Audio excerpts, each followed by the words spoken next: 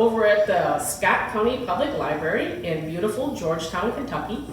And I'm here with Lauren, and we're going to be talking about one of my favorite genres, cozy mysteries. I just love them, and I'll let you know right now, if you're interested in this genre, what makes a cozy mystery a cozy.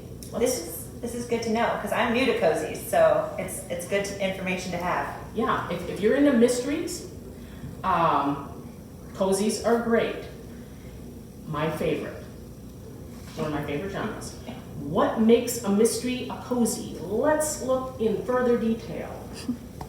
Okay, the crime solver is usually a woman in a cozy. Not always, but usually a woman. She's also an amateur sleuth, so she's not a member normally, but we have exceptions, and I have one here today. She's normally not a professional detective, so she's just kind of sleuthing on the side. Think Miss Marple or Jessica Fletcher on Murder, She Wrote. That's what we're talking about here. Gotcha. The crime solver usually has an amazing job that allows them plenty of time off to solve crimes. Like, Jessica Fletcher was a murder mystery writer herself, so she kind of controlled her own schedule, and she could schedule in her sleuthing and pretty much anytime she wanted to. Sure. Yeah. So they usually own their own business. They're a bookstore owner or a B&B owner or a bakery owner or something like that. Quilt shop owner. Yeah. They usually take place in a small town or village where pretty much everybody knows everybody else, and gossip gets around really quickly, so they can overhear a lot of good stuff.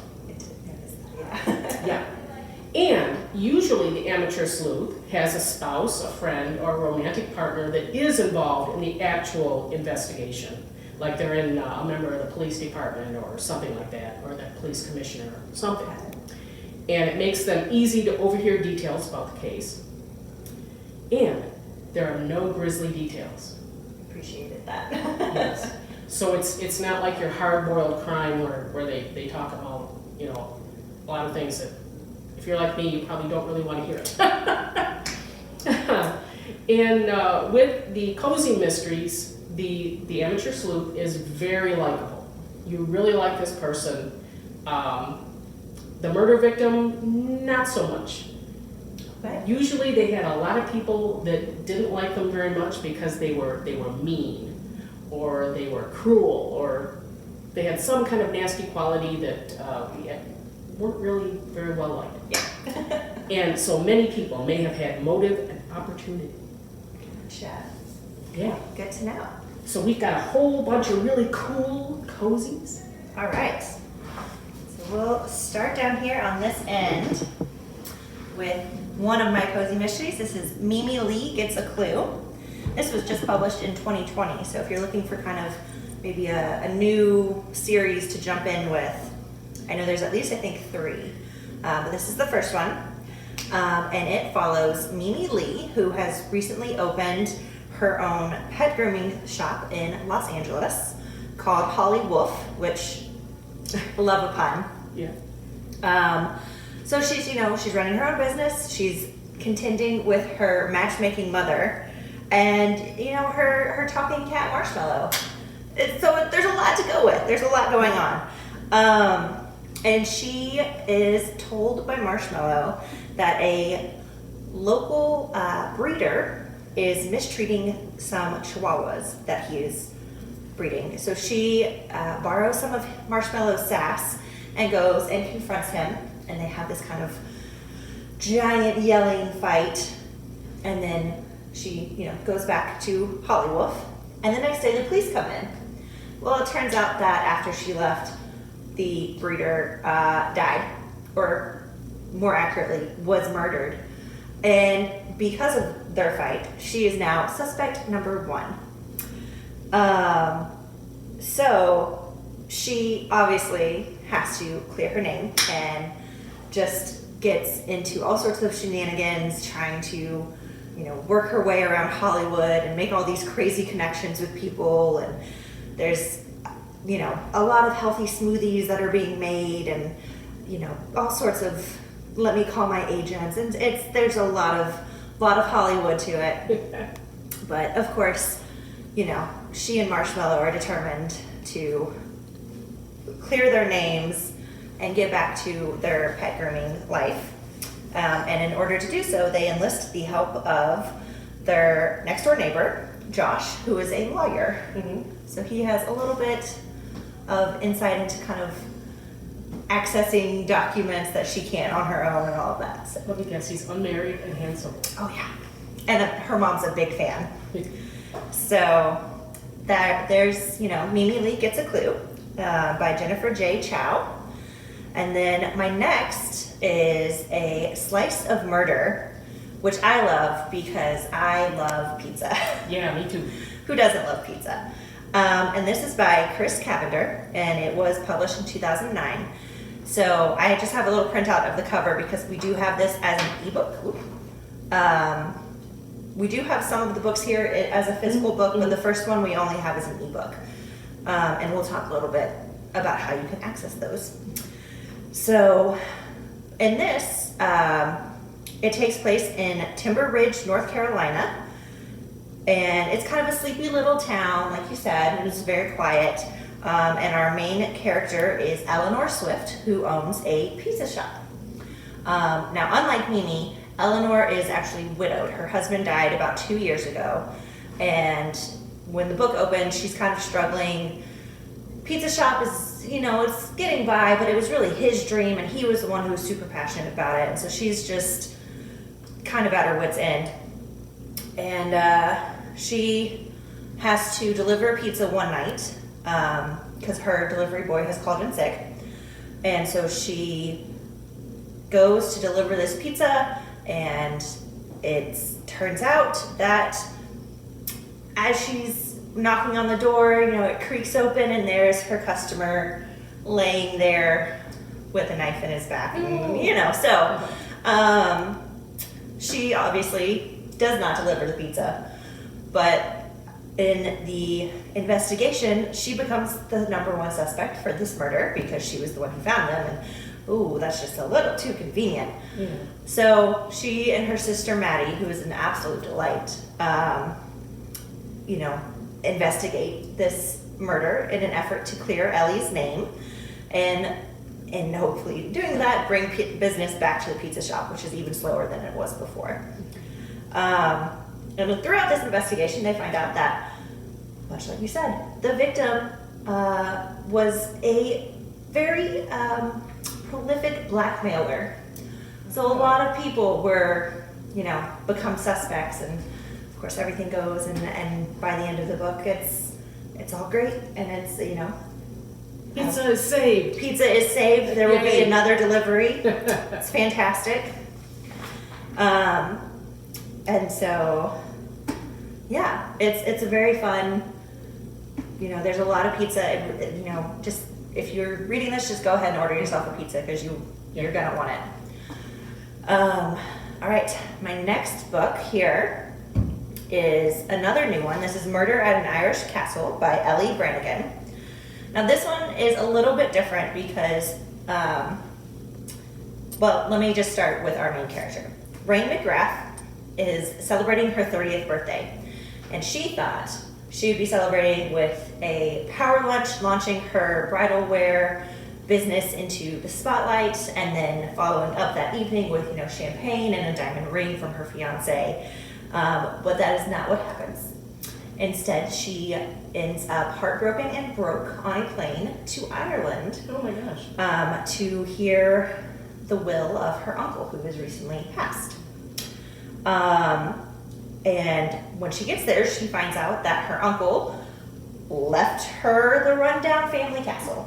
Because who doesn't want that? Yeah.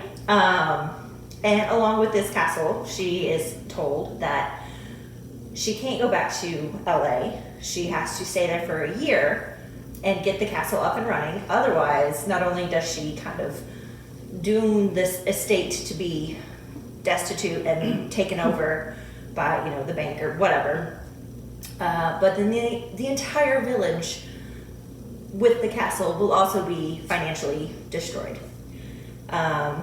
So she's just kind of like, cool, that's a lot. But she decides she's gonna stay, and she starts getting to work. And there's so many characters who are just, some of them are helping her, some of them are just very begrudging to even acknowledge her existence. And then there's also her cousin that she didn't know about, who is very adamant that Uncle Nevin's death was not an accident, that it was in fact a murder.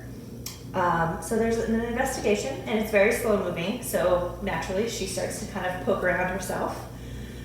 And one of the things that I've noticed that I really like is that a lot of them tend to have animal companions. Yeah. So Yep. Mimi has her cat, and in Murder at an Irish Castle, Rain has a little Irish retriever who just follows her around and steals her Jimmy Choos, and it's great. It's delightful. But yeah, so this book actually just came out in February of 2023. So Brand new. brand new. Mm-hmm. I'm really looking forward to her next hopefully a series, because it was very fun. It felt like a little vacation into Ireland.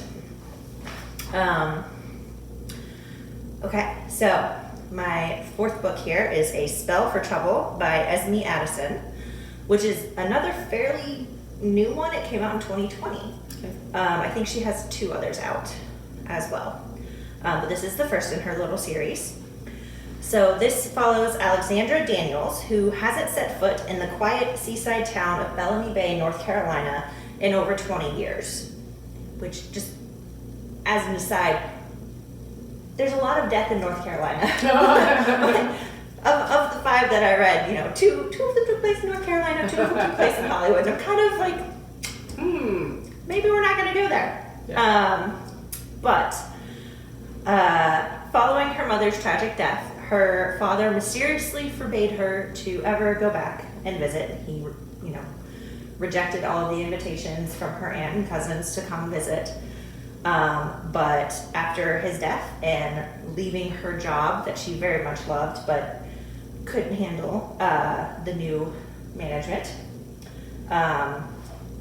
she decides she's just on a whim gonna go visit Aunt Lydia and her 2 cousins, and finds herself very warmly welcomed back into the fold. So she's kind of, from the get-go, trying to figure out what happened with her family that made this, such a, daunting prospect for her dad. And she's used to being a very busy woman. She would always go in early and stay late at work, and so she's one of those workaholics, which I don't understand because I have books to read. But she begins helping out at the family apothecary store and finds out that her family is at the center of the town's gossip mill, with the hot topic being that the soaps, lotions, salves, teas, and tinctures sold in her family store are infused with magic that her family inherited from mermaids. Okay. So yeah, she's just kind of like, is everyone in this town crazy? Yeah. So she brushes it off as ridiculous and just something for the gossip mill, until a local is poisoned and her aunt is arrested for the murder. But she is positive that her aunt couldn't possibly murder anyone. So she begins an investigation, as our characters do, and in that investigation threatens to unearth forbidden affairs, family rivalries, and even the truth about her own family. So she finds out that some of these secrets are not only worth hiding, but some people think they're worth killing for. Yeah. So I thought this one was really fun and filled with all sorts of family hijinks. Again, there's a canine companion and 2 cops. There's her not quite love interest, but kind of love interest, who is a detective, and then her cousin is also a detective on the local police force. So this one definitely felt like a beach vacation, which is a lot of fun. And then my last one is actually the very first cozy I ever read, and I absolutely adore it. So this is Romancing the Gravestone by Gina Showalter and Jill Monroe, and it came out in 2021. I will read anything that Gina Showalter puts down on paper. Like if someone was like, here, this is her grocery list, I would think it was delightful. So Jane Ladling is our main character, and she's highly suspicious. She suspects everyone of everything. And sometimes she gets it right. Most of the time she doesn't.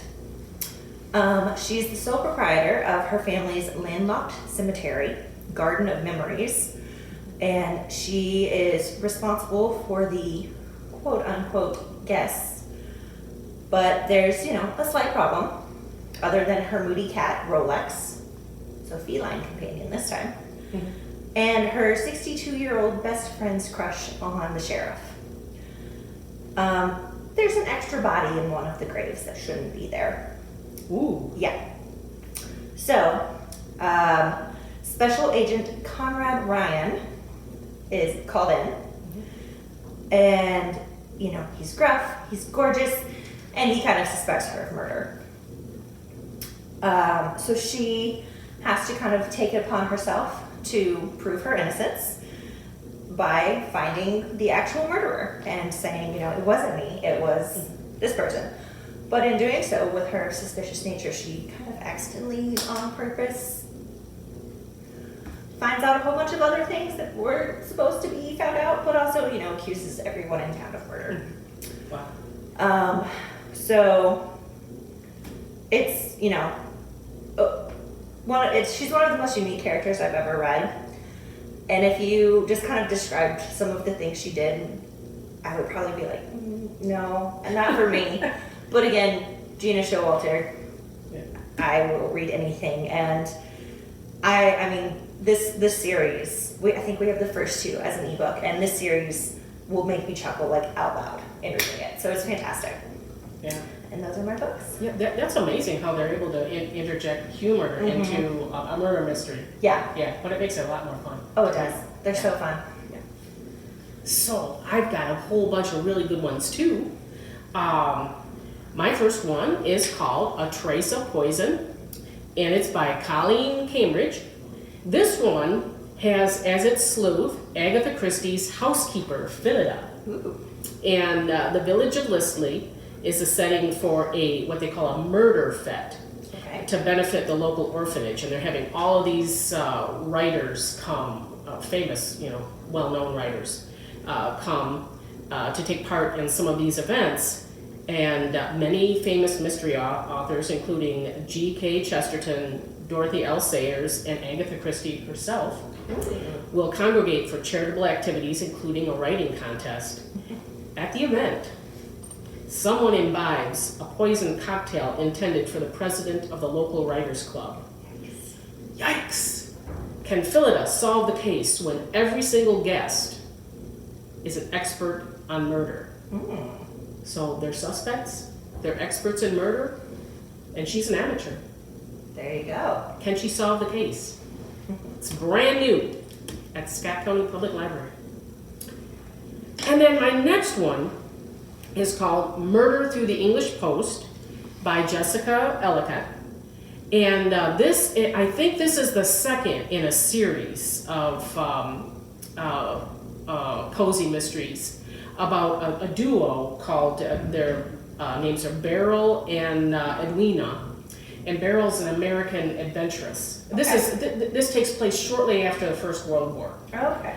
So, social issues the social status of society is changing. Right. And so Beryl is at the forefront of that. She's an American adventuress, and she has traveled all over the world, but she's come to live with her friend Edwina, who's a proper British gentlewoman in an old manor house.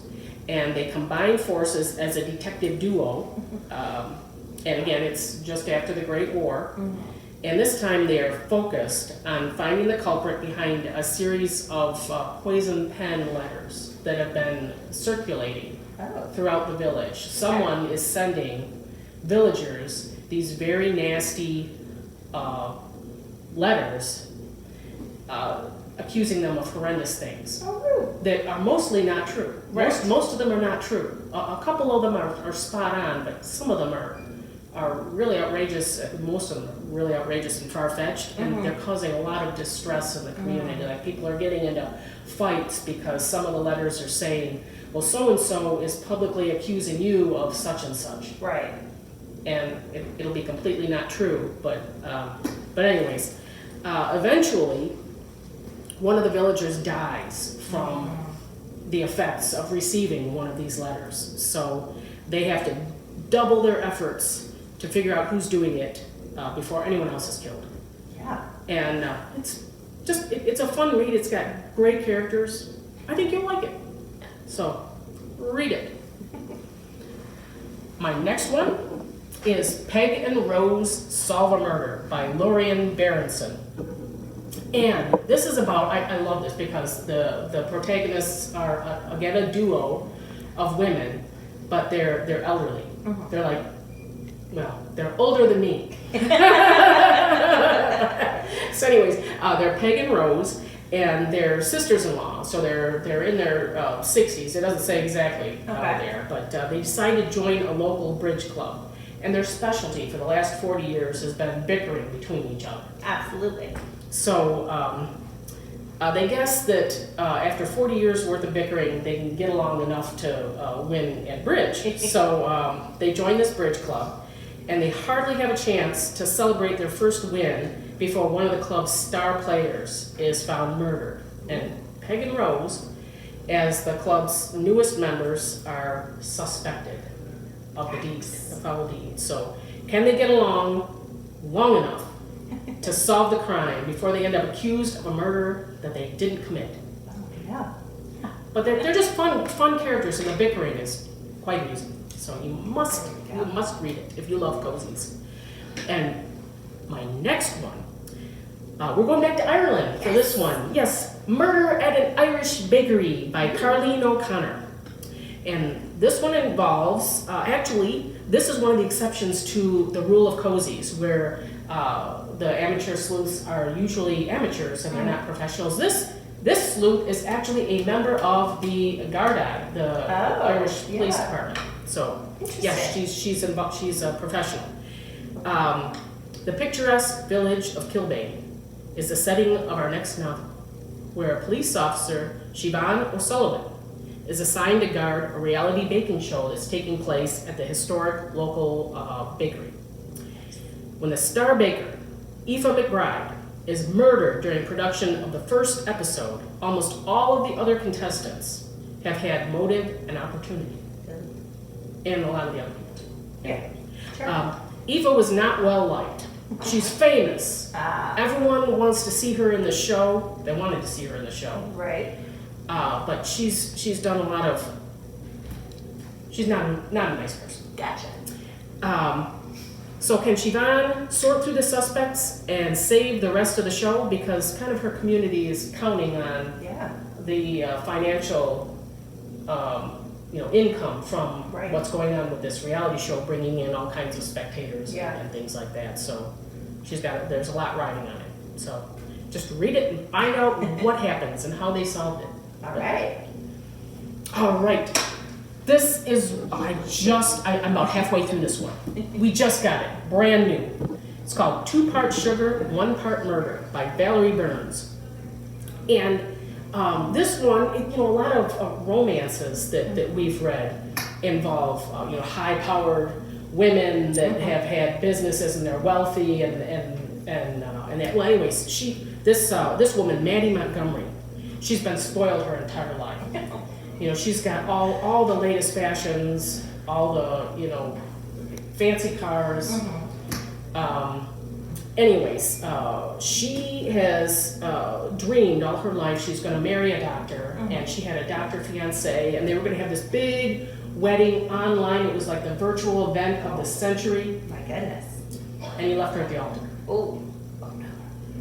So she feels a need to escape for a while, and coincidentally, just as this happens, her great aunt Octavia has died and left her. This is going to sound very familiar to you. Has left her house and her bakery, Okay. and a giant dog. So Sure. it's got the canine companion. Love it. But the only catch is, this is going to sound very familiar if you've been listening to the show, she has to live there in the house and work at the bakery for a year, or she doesn't get to keep it. True. So she is not used to being in this small town. It's in Michigan, New Bison, they call it in the book, which I think means it's really, you're supposed to envision it taking place in New Buffalo, which is actually an actual town in Michigan. Gotcha. But it's in New Bison, Michigan, and so she's got this giant English Mastiff dog, and she's got this giant house that her aunt left her, and the bakery is the best bakery in town. She can't cook, so she has to learn. Yeah. But she's just getting going, and the mayor turns up stabbed to death with her fingerprints on the blade. Uh-oh. So she has got to get to the bottom of it before her life gets completely baked. So anyway, you got to read this one. 2 parts sugar, 1 part murder by Valerie Burns. All right, and a dark and snowy night. See, one of the things that I like about the covers on some of these is they're really pretty, and they usually have pets. Yay. Yay, pets. Okay, so this is in the Seaside Knitters Club. They're they're a group of women of all ages, and they get together to knit, and they also happen to solve murders on the side, because these murders just happen to happen. It's kind of like Cabot Cove, I guess. Yeah. So they have to solve the murder of a celebrity chef that has come to do their mayor every year has this grand celebration at Christmas time, and this celebrity chef has come to do the catering. Sure. And nobody likes this celebrity chef because she's a real go-getter. She knows what she wants, and she's not afraid to stomp on people on her way to get there. So she was not well liked, and everybody, just about everybody, including people in the town, I mean people in her entourage, people in the town, people she's related to, or anyways, she was trying to force one of the knitter's friends to sell his beloved local restaurant because she wanted to build a bigger, better thing there. But this restaurant is it's a local focal point, Right. and culturally important to the community. And she's also treated a former student who happens to work as a nanny in this small town abominably, and potentially ruined her career. So, and also the famous chef's ward seems to be a maladjusted youth bent on destruction. So who done it? Okay, the knitters have to find out.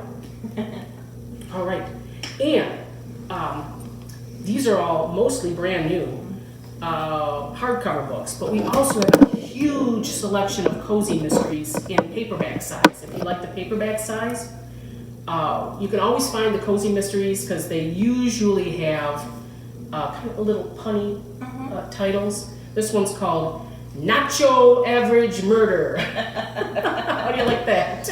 This one's called A Killer Plot. Nice. Clammed Up. I love it. It says, murder is a hard shell to crack. How about Peaches and Scream? Yeah. Gotta have that one. And Murder by the Book. Love it. Yeah, we've got just a whole ton of these in paperback size too.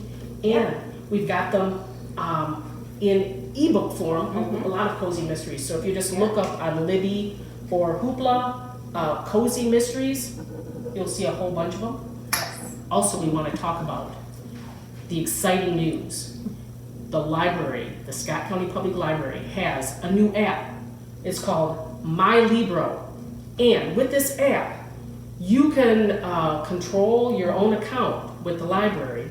You can put books on hold. You can look up what we've got in our collection. You can see what you have checked out on your account. And you can see all of the events that are going on at the library. So check it out, My Libro. You can download it from the Play Store. It's good news. We've been waiting for this one for a long time. We're all really excited for it. We're very excited. And we're excited about cozy mysteries too. So the Scott County Public Library It's where the good stuff is. And we'll see you next time.